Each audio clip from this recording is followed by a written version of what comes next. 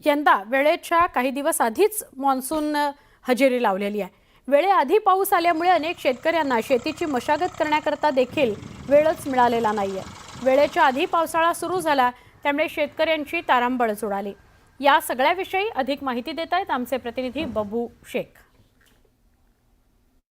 या अगोदरच आलेल्या पावसामुळे शेतकऱ्यांना पेरणी कधी करावी लागणार आहे, पेरणीसाठी काय काय उपाययोजना कराव्या लागणार आहे आणि दुबार पेरणीचं संकट येऊ शकतो का हे जाणून घेऊया। माझ्यासोबत तज्ञ शेतकरी आहेत।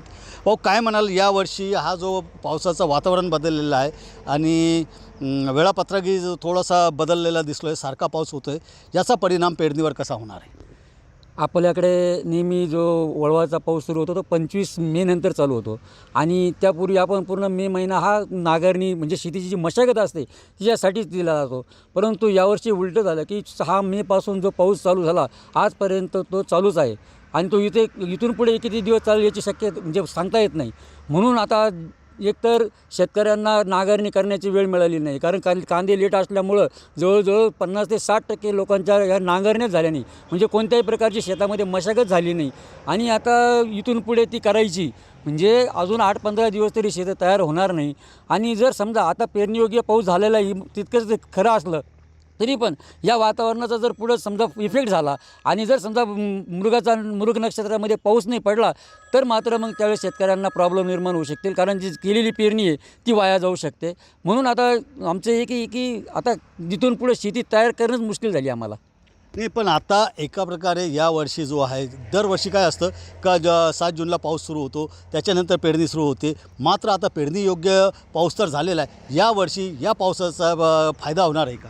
निश्चितच होईल। पेरणीसाठी तर शेतकऱ्यांना म्हणजे दरवर्षी आपण लेट पेरण्या करतो, पण यावर्षी टायमावर पेरण्या होतील। शेतकऱ्यांना या पावसाचा फायदा होणारच आहे, कारण त्यांना पेरणीयोग्य पाऊस झालेला आहे। शेतीची मशागत फक्त त्यांना यावेळी थोडीशी लवकरात लवकर करून घ्यावं लागेल आणि म्हणून पेरण्या होतील। परंतु आपण जसं म्हटलं की भविष्यात जर समजा पुढे पावसाचा जर खंड पडला तर मात्र शेतकऱ्यांना दुबार पेरणीचं संकट येऊ शकतं। यावर्षी जो पाऊस वेळेच्या आधी आलेला आहे आणि धोधो पाऊस पडलेला आहे, त्याचा एका प्रकारे शेतकऱ्यांना फायदा होणारच आहे, कारण यावर्षी प्रथमच लवकर आणि वेळेवर पेरणी होऊन पीकही चांगले येऊ शकतात। मात्र जर खंड पडल्यामध्ये आणि पावसाने हजेरी नाही लावली तर दुबार पेरणीचं संकटही येऊ शकतं। बबू शेख, न्यूज 18 लोकमत, मनमाड।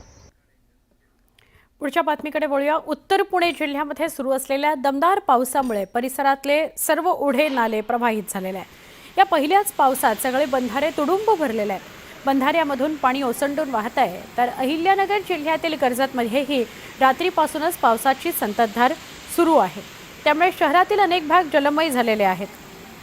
ही मनसर, अहिल्यानगर, धाराशिव आणि इंदापूरची दृश्य। मुसळधार पावसामुळे शेती, घरं, दुकानांचं मोठ्या प्रमाणात नुकसान झालंय। धाराशिवमधील लोहारा आणि भूम तालुक्यात तुफान पाऊस झालाय।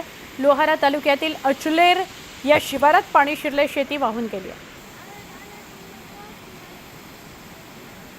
तर सातारा जिल्ह्यातील ओझरडे धबधबा यंदा मे महिन्यातच प्रवाहित झालाय।